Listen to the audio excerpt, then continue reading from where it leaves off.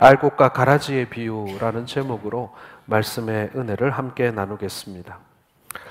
오늘 말씀을 나누기 전에 여러분, 오늘은 어버이 주일입니다.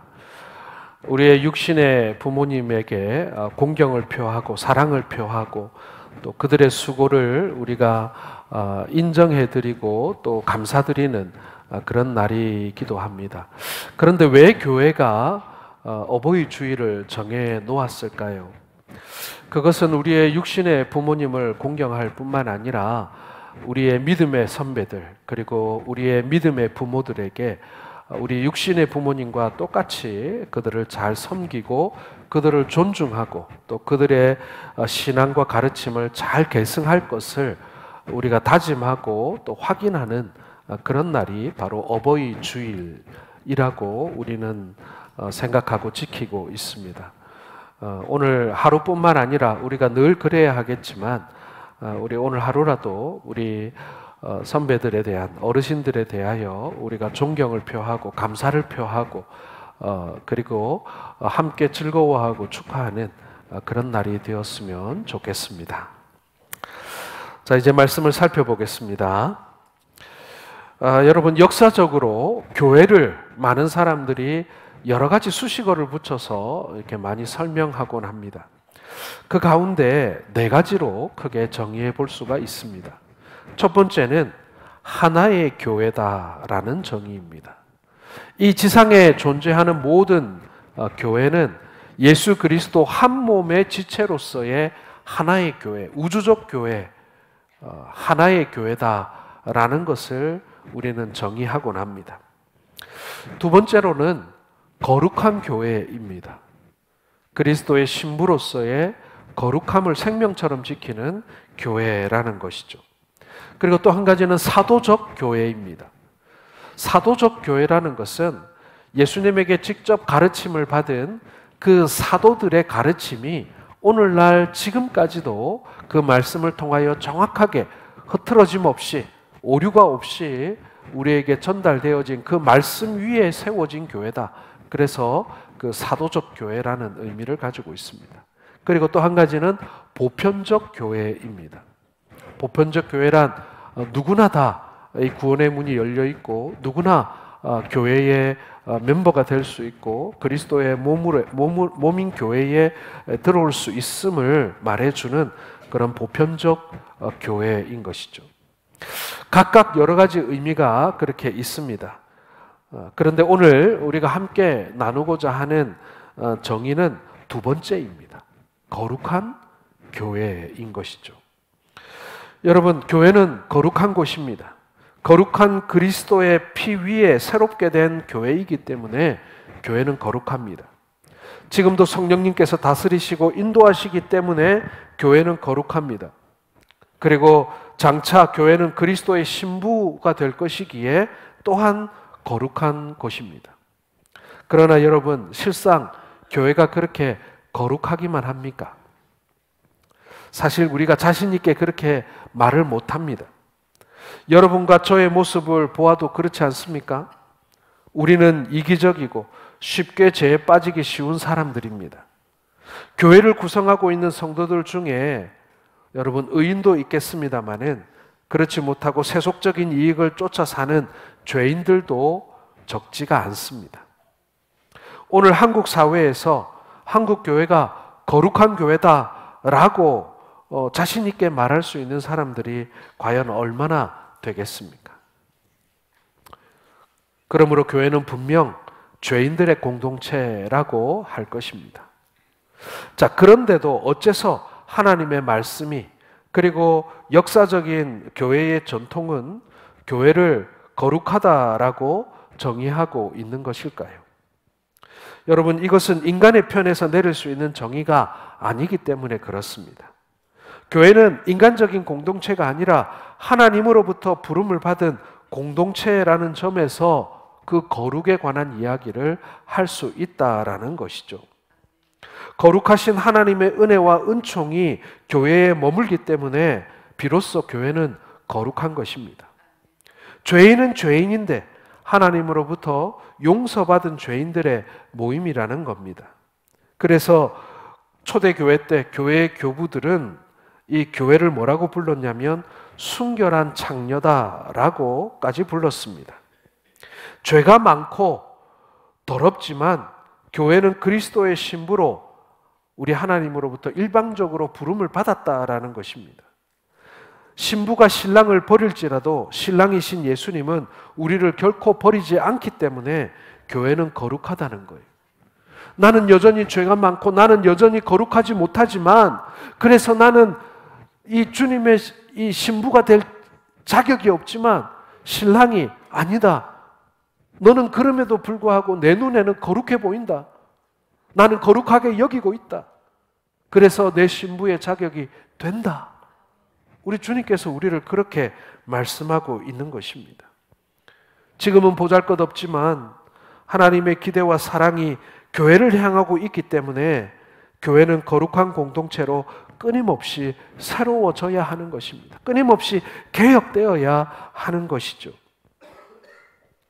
그러나 하나님의 시선을 떠나서 여전히 우리의 인간적인 눈으로 볼 때 교회는 그렇게 아름답지만은 않습니다. 죄인들의 공동체니까요. 오늘 읽은 말씀이 우리 교회의 실상을 보여주고 있는 그런 말씀인 것입니다. 주인이 자기 밭에 좋은 씨앗을 뿌렸습니다. 그런데 밤중에 원수가 그 곡식 가운데 가라지를 덧뿌리고 갔다라고 얘기합니다. 무슨 원한이 있었는지 아니면 이 농부가 농사를 잘 짓고 잘 되는 것이 부러웠는지 그 원수가 밤에 몰래 와서 가라지를 뿌린 것입니다. 싹이 나고 자랄 때는 구분이 어렵습니다. 그런데 한참 자라서 결실할 즈음이 되니까 그 가라지들이 보이기 시작하는 것입니다. 종들이 주인에게 이렇게 말합니다. 우리가 좋은 씨앗을 뿌렸는데 어째서 가라지가 생겼을까요? 주인님, 이 가라지를 지금 뽑아낼까요? 그러자 주인이 이렇게 대답합니다. 그럴 것 없다. 가라지를 뽑다가 알곡까지 상하게 할까 염려된다. 추수 때까지 그냥 두어라.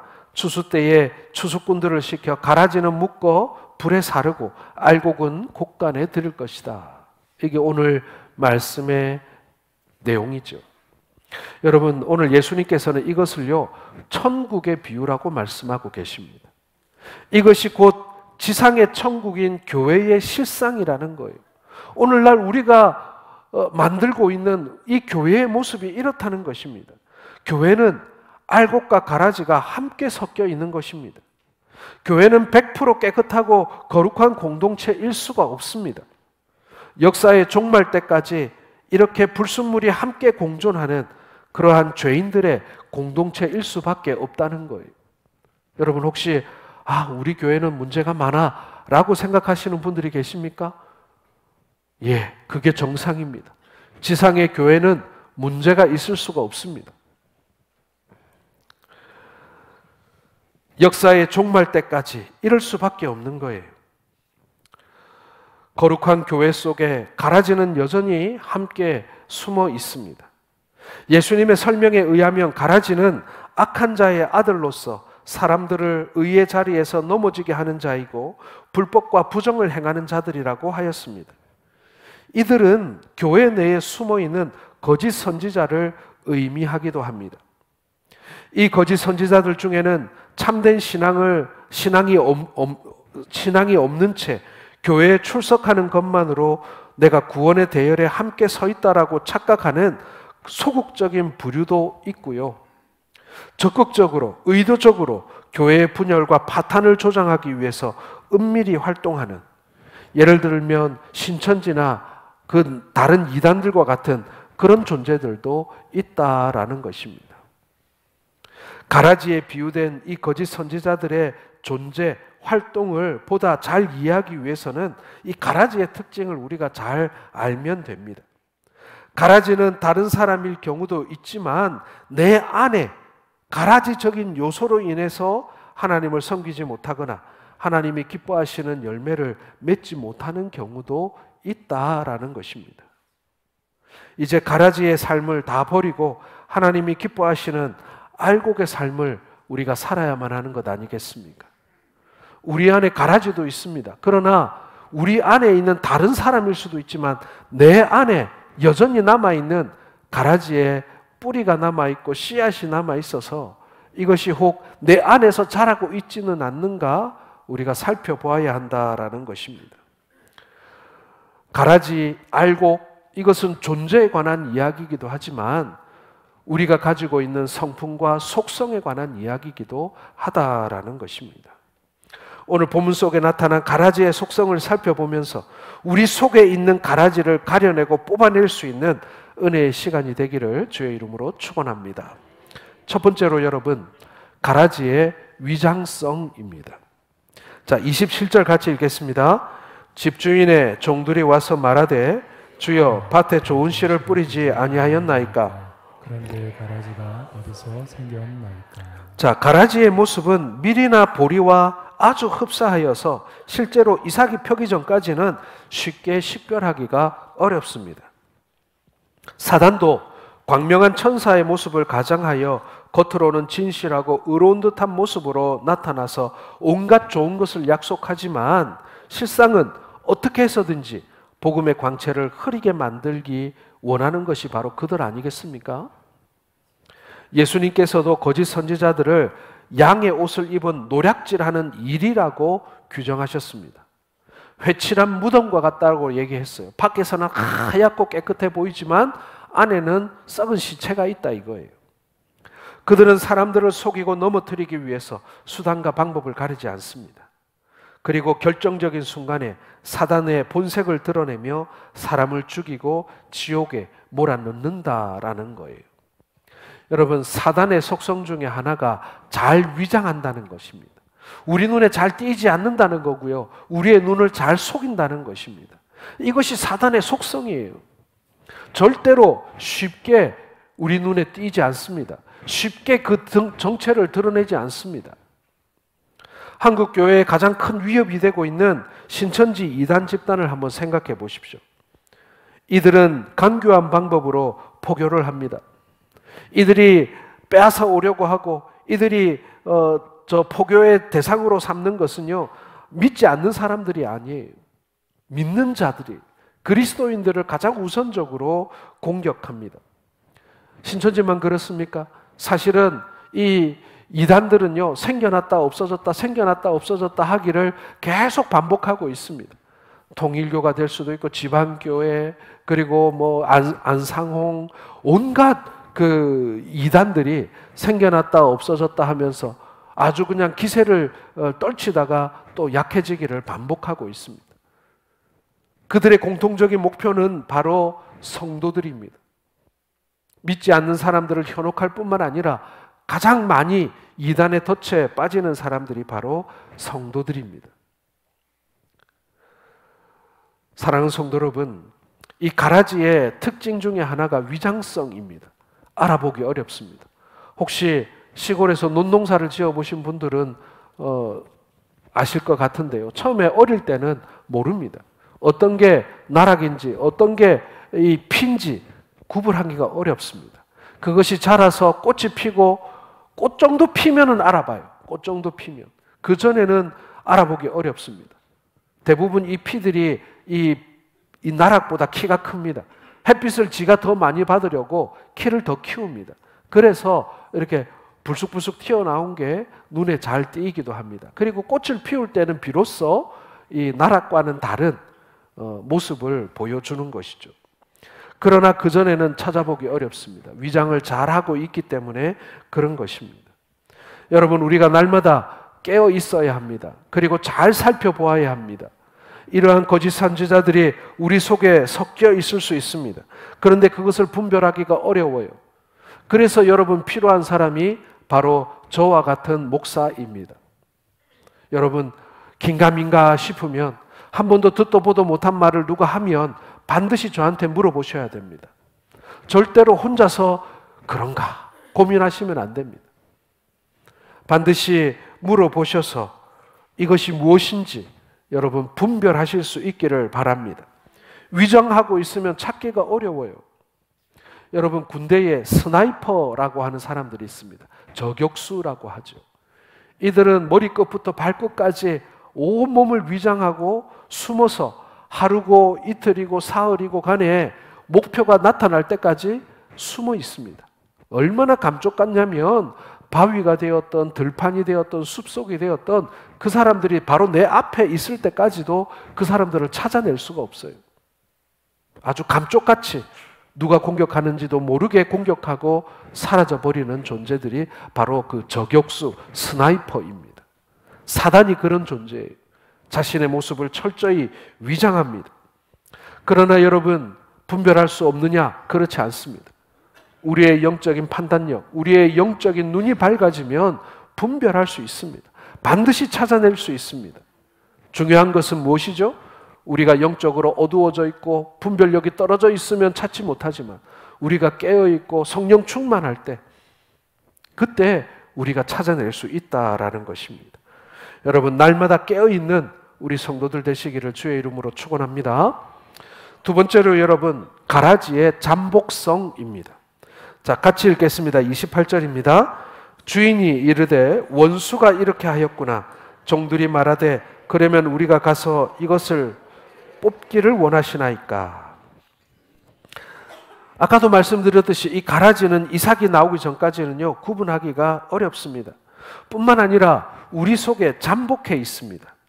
이런 위장성은 외부적인 것이기도 하지만 여러분, 내부적인 것이기도 합니다. 이 내부적인 것은 우리 속에도 가라지가 자랄 수 있다라는 거예요. 즉 잠복해 있다라는 것입니다. 여러분, 유대교를 망하게 했던 것은 무엇보다도 율법을 사랑했던 바리새인들이었습니다. 그들의 잘못은요, 내 안에 있는 독초는 보지 못하고 다른 사람들의 허물만 찾아내어 정죄했다는 것입니다. 여러분, 사람이 사람을 판단할 수 있습니까? 우리는 다만 자기 자신만을 판단할 뿐입니다. 내 자신이 알곡인지 가라지인지 끊임없이 반성하는 그러한 자세, 그러한 태도가 우리에게 필요하다라는 거예요. 여러분, 가라지는 무엇입니까? 알곡의 반대죠. 가라지의 이삭은 아무 쓸모가 없습니다. 사람이 먹을 수 있나요? 가축도 못 먹습니다. 자, 그런데 여러분, 알곡은 어떻습니까? 알곡은 사람들에게 유익하죠. 그 알곡이 우리의 곡식이 되니까요. 그런데 여러분, 모든 알곡이 다, 모든 나락이 다 먹을 수 있는 것입니까? 아니죠. 간혹 가다 보면 뭐가 있습니까? 나락 중에도 속이 비어있는 쭉정이가 있습니다. 그 말은 무엇입니까, 여러분? 내가 태생이 나락이긴 해요. 그러나 잘 자라지 못하고 부지런히 이 수분을 공급받고 태양을 받아서 내가 이삭을 키우지 않으면요, 쭉정이가 될 수도 있다라는 것입니다. 바로 우리 속에 우리가 쭉정이가 되거나 가라지가 될 가능성이 존재하기 때문에 우리가 정신을 바짝 차려야 된다라는 거예요. 여러분, 동물의 왕국을 보다 보면 재밌는 것들이 있는데요. 그 중에 거북이나 악어 같은 파충류의 암수 결정 과정이 아주 흥미롭습니다. 파충류는 대부분 알의 상태에서는 암수를 구분할 수가 없다고 해요. 알 그 자체로는 암수를 구분할 수가 없는데 이 암수를 결정하는 것이 알이 부화하는 과정에서 온도에 따라 암수가 결정된다고 해요. 악어의 경우에는 33도씨 이상이 되면 대부분 수컷이 되고요, 30도씨 이하에서는 대부분 암컷이 된다고 합니다. 그래서 33도에서 30도 사이에는 수컷과 암컷이 골고루 섞여서 나온다 그래요. 거북이는 반대입니다. 거북이는 모래의 온도가 낮으면 수컷이 되고 그 온도가 높으면 암컷이 된다고 합니다. 여러분, 우리가 알곡이 되고 가라지가 되는 과정도 어쩌면 이런 과정일지도 모르겠습니다. 처음 예수를 믿고 교회에서 신앙생활 할 때는 모두 알곡처럼 보입니다.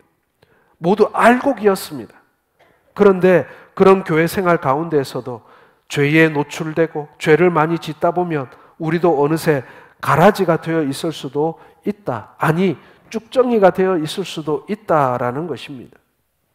그러나 하나님의 말씀을 쫓아 살기로 결단하고 성령의 은혜 안에 끊임없이 회개하고 성화의 과정을 우리가 밟아간다면 그 결과는 분명 속이 꽉 차 있는 알곡이 되어 가는 것입니다. 이처럼 여러분, 성도와 교회는요, 끊임없이 개혁되어야 합니다.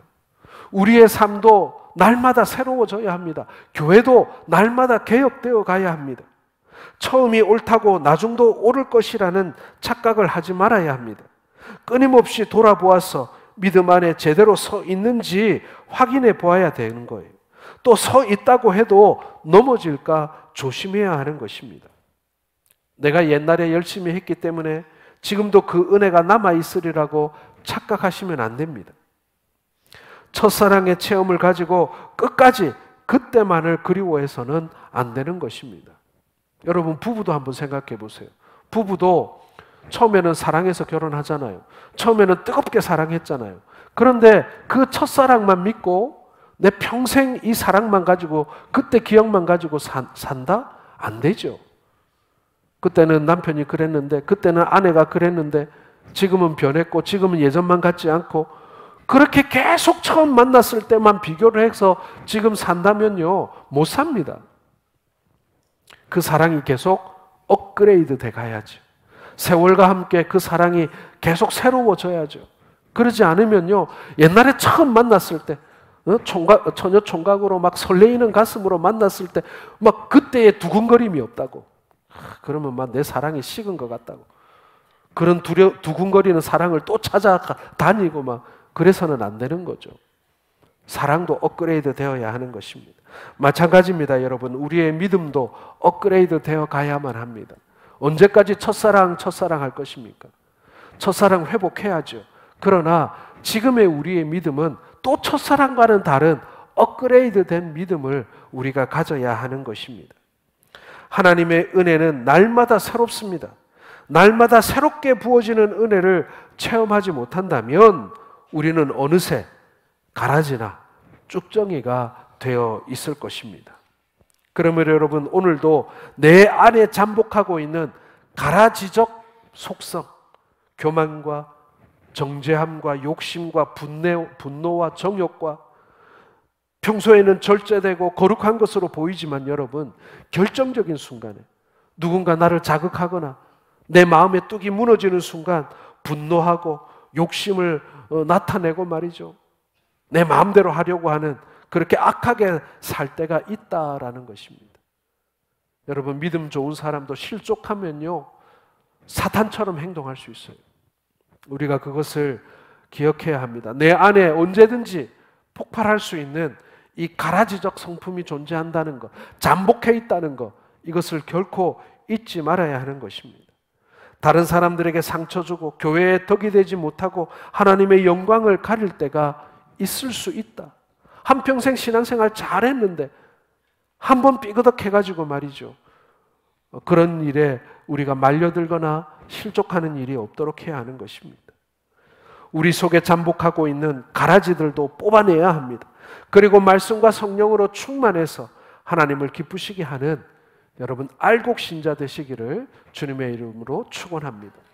우리 주변에 가라지가 없는가? 우리는 가라지와 함께 자라기 때문에 그 거짓 선지자들과 거짓 선생들을 우리가 분별할 수도 있어야 된다. 그런 가만히 들어온 자들을 우리가 분별할 수도 있어야 된다. 그와 더불어서 내 안에 가라지의 속성이 잠복해 있음을 기억하면서 그것과 끊임없이 싸워야 한다는 것입니다.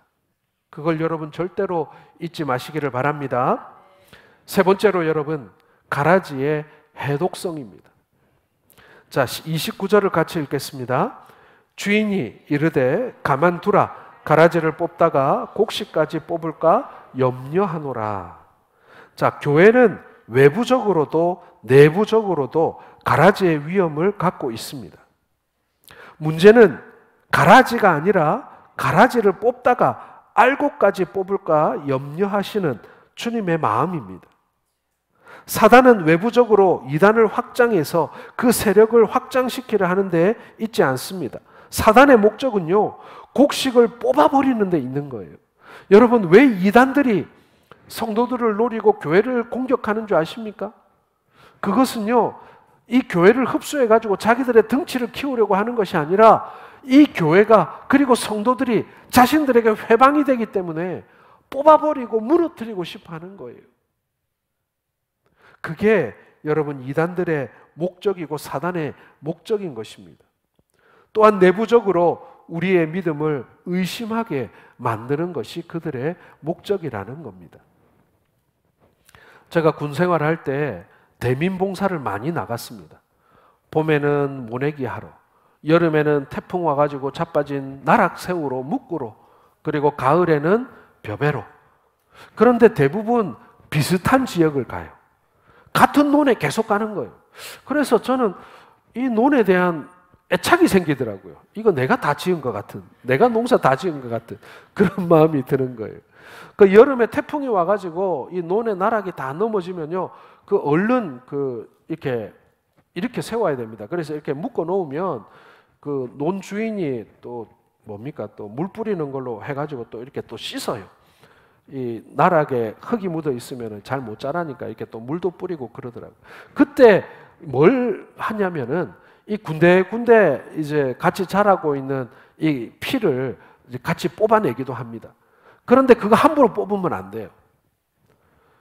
뽑아보신 분들은 아시겠지만요, 생각 없이 쑥 뽑으면 어떻게 되냐면 이 나락도 같이 딸려 나옵니다. 왜냐하면 이 피가요, 기가 막히게 이 뿌리가 이 나락의 뿌리와 이렇게 막 이렇게 엉겨 있어요. 이렇게 막 뿌리가 서로 막 이렇게 엮여 있단 말이에요. 아마도 나락의 양분을 자기들이 뺏어 먹으려고 그러겠죠. 그래서 함부로 이 피를 뽑는다고 쑥 뽑으면은요, 나락도 한 폭이 같이 쑥 딸려 올라오는 거예요. 그걸 말하는 것입니다. 함부로 그것을 뽑으려고 할 때 잘못하면 알고까지도 뽑을 수 있다. 그것을 걱정하는 것이 바로 주님의 마음이라는 것입니다. 사단은 외부적으로 이단을 확장시킵니다. 그러나 중요한 것은 우리를 뽑아내어 버리는 것, 우리를 빼앗아가는 것이 그들의 가장 중요한 목표 중에 하나라는 거예요. 탁월한 기독교 변증가인 C.S. 루이스는요, 순전한 기독교라는 책에서 이런 말을 하였습니다. 저의 믿음을 무너뜨리는 것은 이성이 아닙니다. 오히려 정반대로 내 믿음은 이성의 근거에 있습니다. 정작 내 믿음을 무너뜨리는 것은 나의 상상력과 감정입니다. 믿음과 이성이 한 편이 되고 감정과 상상력이 다른 편이 되어 싸움을 벌이는 것입니다. 여러분, 이 말이 좀 이해가 되십니까? 좀 설명을 드리자면요, 우리는 이성으로 하나님을 알게 되었습니다. 하나님이 한 분이시고 천지 만물을 창조한 분이시라는 사실을 우리는 이성적으로 받아들이는 것입니다. 또한 그분이 나를 위해 자기 아들을 보내시고 십자가에서 구원하셨다라는 것을 우리는 이성으로 받아들입니다. 자, 그런데 위기를 만나게 되면, 시험이 찾아오게 되면 이 이성에 근거한 우리의 믿음을 흔들어 버리는 장애물들이 하나씩 생긴다는 거예요. 그것 중에 하나가 바로 감정이라는 것입니다. 위기 앞에 동요되는 거예요. 좀 어려움이 있으면 불안함이 찾아오죠. 걱정이 찾아옵니다. 누가 나를 공격하면 내 안에 미움이 생깁니다. 분노가 생깁니다. 그게 다 감정이잖아요. 그렇죠? 일어나지도 않은 일들을 만들어서 상상을 하고 스스로 불안을 만들어 갑니다. 기도한다고 엎드리지만 기도는 안 되고 거침없이 달려드는 부정적인 생각들이 꼬리에 꼬리를 물고 이어집니다. 걷잡을 수 없는 부정적인 생각과 엉뚱한 생각들이 우리를 더욱 불안하고 두려움에 빠지게 만듭니다. 여러분, 이게 감정이에요. 이 근거 없는 감정이 이성에 근거한 믿음을 흔들면 감당하기가 어렵다는 것입니다. 여러분, 사단이 우리 안에서 그렇게 역사하는 거예요. 내가 나의 이성과 나의 판단과 나의 온 마음으로 예수 그리스도를 구주로 영접했음에도 불구하고 이 내 감정이, 그렇잖아요. 우리의 감정이 마치 물속에, 이 컵 속에 들어있는 물과 같이 출렁거리잖아요. 바다 파도처럼 계속 출렁거리잖아요. 그때마다 이 감정 때문에 이 나의 믿음이 흔들리고 시험당하고 의심하고 이런다는 얘기입니다. 그래서 이 C.S. 루이스가 믿음을 어떻게 정의했냐면요, 믿음은 아무리 기분이 바뀌어도 한번 받아들인 것은 끝까지 고수하는 기술이다.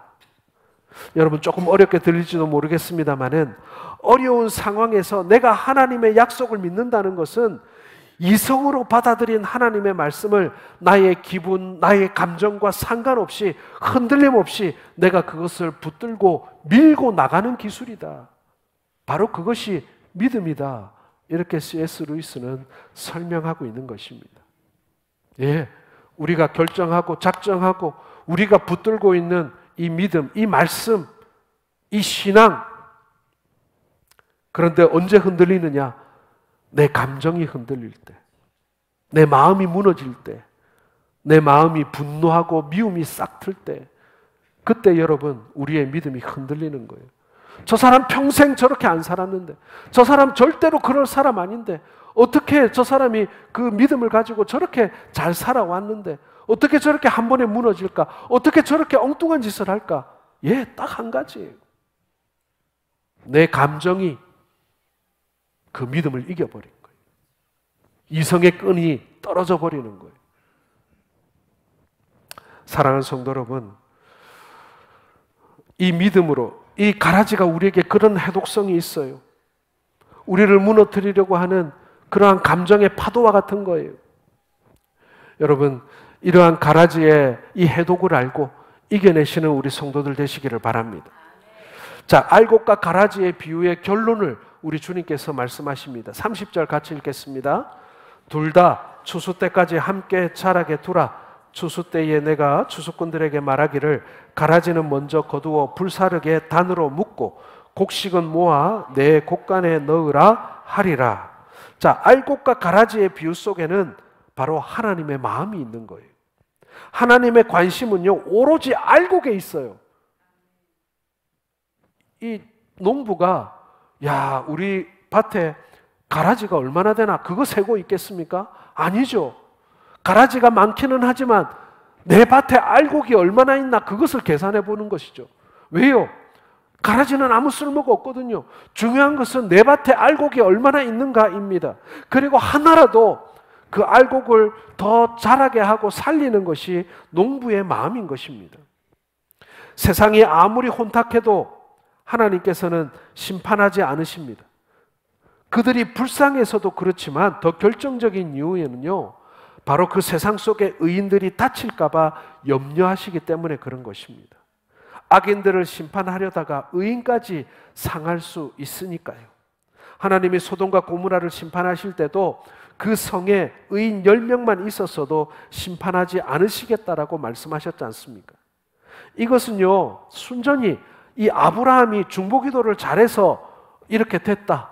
여러분, 그렇게 우리가 생각하지 않습니까? 아브라함이 그렇게 기도했으니까. 예레미야 선지자에게 말씀하실 때에도 이 성에, 예루살렘 성에 의인이 한 명만 있어도 심판하지 않겠다라고 말씀하셨습니다. 여러분, 그것이 하나님의 마음입니다. 이 가라지들 불 한번 내려가지고 일거에 심판하는 거, 그거 하나님한테 어려운 일이겠어요? 어려운 일 아닙니다. 그런데 하나님의 관심은요, 이 가라지들을 심판하는 데 있는 것이 아니라 이 알곡들을 어떻게 지킬까에 그분의 관심이 더 많은 것입니다. 알곡과 같은 한 사람의 의인만 있어도 내가 심판을 좀 연기하더라도 내가 이 사람 좀 살려야 되겠다. 내가 보호해야 되겠다. 여러분, 이것이 하나님의 마음인 줄 믿습니다. 왜 세상이 이 모양 이 꼴인데 하나님 가만히 계신가? 왜 하나님 저런 사람들이 득세하고 저런 사람들이 성공하는 꼴을 하나님 가만히 두고 보십니까? 우리 주님이 몰라서 그렇게 했습니까? 우리 주님이 심판할 힘이 모자라서 그렇게 했습니까? 아닙니다, 여러분. 나 때문입니다. 나 때문. 주님의 관심은요, 악인을 심판하는 데 있는 것이 아니라 의인을 구하는 데 있는 것입니다. 의인을 지키는 데 있는 것입니다. 나의 유익을 위해서 지금 그 심판을 보류하고 계시는 것인지도 몰라요. 나를 지금 지키기 위해서 혹은 나를 지금 다듬어 가시기 위해서 잠시 그 심판의 시간을 미루고 계시는 거예요. 관심은 그들이 아니라 바로 나에게 있는 거예요. 그게 우리 하나님의 마음인 것입니다. 우리도 하나님의 마음으로 세상을 볼 수 있어야 합니다. 악인에 대한 심판보다 더 중요한 것은 알곡을 지키는 것입니다. 하나님은 어느 때는 악이 눈에 빤히 보여도 심판하지 않으시고 덮어놓으실 때도 있습니다. 그래서 신정론이라는 게 존재해요. 그게 뭐냐면요, 정의로운 하나님이 계시다면 세상에 악이 존재할 수 있는가 하는 물음입니다. 그런 걸로 기독교를 공격하는 사람들 많잖아요. 하나님의 마음을 모르면 우리는 함부로 판단하고 말할 수 있습니다. 그러나 하나님의 마음을 알고 나면요, 하나님의 정의에 대해서 우리가 다시금 정리할 수가 있어요. 하나님의 정의는 바로 몽둥이를 딱 들고 잘못하는 놈이나 악을 행하는 놈이 있으면 그 자리에서 바로 즉결 처분하는 그런 정의가 하나님의 정의가 아니더라는 거예요. 하나님의 정의는 철저히 당신의 사람들에 대한 사랑을 기반하고 있는 것입니다. 하나님의 이런 마음과 하나님의 인도하심을 안다면요, 우리는 지금의 불의에 대해 절망할 필요가 없는 거예요. 하나님께서는 불의에 대해 반드시 심판하실 것입니다.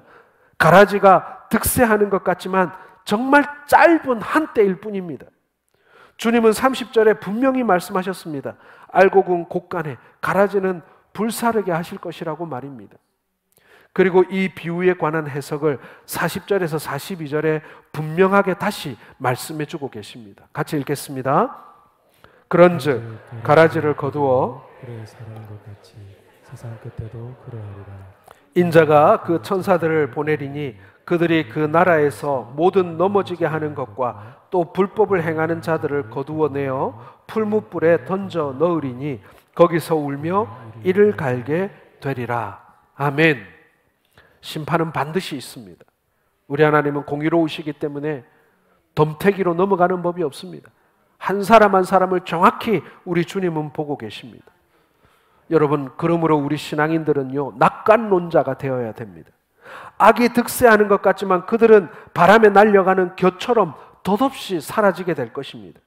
그들은 결국 뜨거운 풀무불 속에 던져져 사라질 운명이라는 것을 우리 모두는 알고 있습니다. 그러므로 악인의 형통함을 우리는 부러워할 필요가 없습니다. 그들의 길에 서지 않고 그들의 꾀를 쫓지 않고 그들의 자리에 앉을 필요도 없습니다. 결코 역사의 어두움에도 좌절하지 않습니다. 사망의 음침한 골짜기에도 희망을 바라볼 줄 압니다. 우리에게는 그들에게는 심판이 예정되어 있고 우리에게는 영원한 승리와 행복이 예정되어 있는 것을 우리는 믿기 때문에 우리는 낙관론자일 수밖에 없다라는 것입니다. 사랑하는 성도 여러분, 우리가 진짜 두려워하는 것은 무엇입니까? 우리가 진짜 바라는 것은 무엇입니까? 여러분, 우리가 진짜 두려워해야 하는 것은요, 우리가 저 잘 자라는 키도 크고 생기기도 잘생긴 가라지가 되는 것은 아닐 것입니다. 우리가 그런 가라지가 되기를 바라는 그것은 아닐 거예요. 우리가 진짜 두려워해야 하는 것은 바로 그거예요. 어떤 밭은요, 어떤 노는요, 여러분 가보셨는지 모르겠지만 요즘에 농촌에 가면 이 노인들밖에 안 계셔가지고요, 이 피 뽑을 사람이 없어요. 농약 칠 사람도 없어요. 그래서 밭에 가보면요, 이 나락보다 이 피가 더 많은 데도 있고요, 이 밭에 가면은 작물보다 잡초가 더 많은 곳도 있어요. 그래서 예전에 제가 저희 그 시골집에 갔는데, 저 할머니 계시던 시골집에 갔는데 고추밭에 갔는데 고추는 몇 폭이 안 보이고 온통 그냥 막 잡초만 이렇게 자라는 것을 본 적이 있습니다. 여러분, 그걸 보면서 야, 이게 농사 망했다, 우리가 그렇게 생각할 수도 있습니다. 그러나 들어가 보면 그래도 남은 게 있잖아요. 남은 게 있습니다. 딸 게 있더라고요. 거둘 게 있더라는 것입니다. 우리 하나님은요, 그 피 속에서도 그리고 그 잡초 속에서도 살아남아 있는 그루터기와 같은 이 시대의 성도들을 찾고 계십니다. 결코 망하지 않습니다. 결코 망하지 않습니다. 우리 속에 위장하고 있는 가라지, 잠복하고 있는 가라지, 그 어떤 가라지라도 하나님이 심판하실 것을 믿고 가라지 신자, 쭉정이 신자가 아니라 여러분 알곡 신자 되시기를 주님의 이름으로 축원합니다. 그날은 반드시 옵니다. 그 추수의 때는 반드시 옵니다. 누구도 피할 수 없습니다. 그날을 예비하시고 살아가시는 우리 성도들 되시기를 주님의 이름으로 축원합니다.